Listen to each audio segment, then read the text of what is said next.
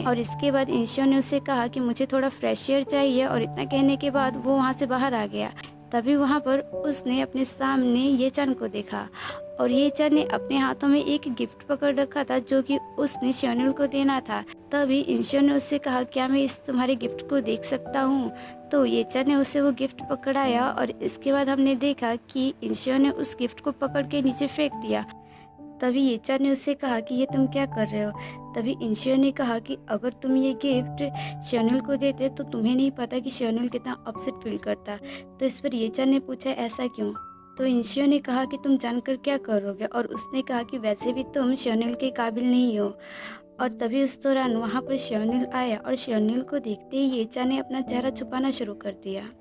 तो श्योनुल ने उसे देखा और उससे पूछा, क्या तुम रो रहे हो? तो येचन ने कहा, ऐसा कुछ नहीं है।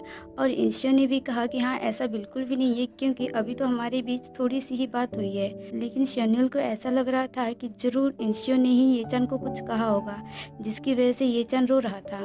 और इससे पहले श्योनुल इंशियो से कुछ पूछता, तभी इस बात को टालते हुए येचन ने कहा कि दरअसल मुझे पैनकेक खाना था, लेकिन मैं दुकान पर जाता है इससे पहले दुकान बंद हो चुकी थी। और इसके बाद अगले सीन में श्योनुल येचन के लिए पैनकेक बना रहा था और उस दौरान उसने येचन से कहा कि मुझे यकीन नहीं हो रहा कि तुम एक पैनकेक खाने के लिए रो रहे थे। और इसके बाद श्योनुल ने येचन को पैनकेक परोसा और उसे खाने के लिए कहा। तभी उस दौरान वहाँ पर इंशियो भी गया और इंशियो ने कहा, ये तो हद हो गई, कम से कम तुम्हें मुझसे भी तो पूछना चाहिए था कि मुझे भी एक चाहिए या नहीं।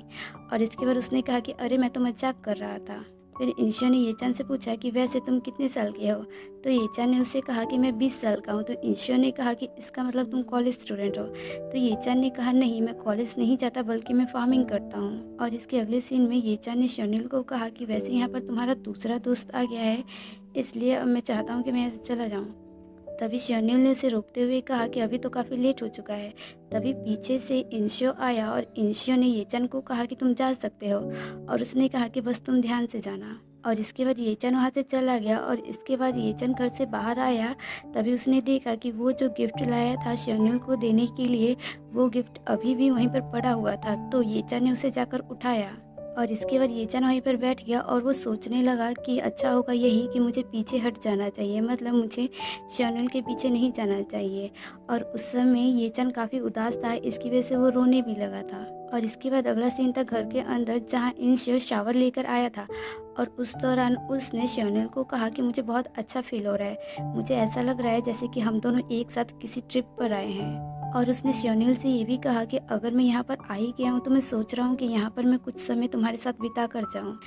तभी श्योनुल ने उससे कहा कि मुझे तुमसे बात करनी है।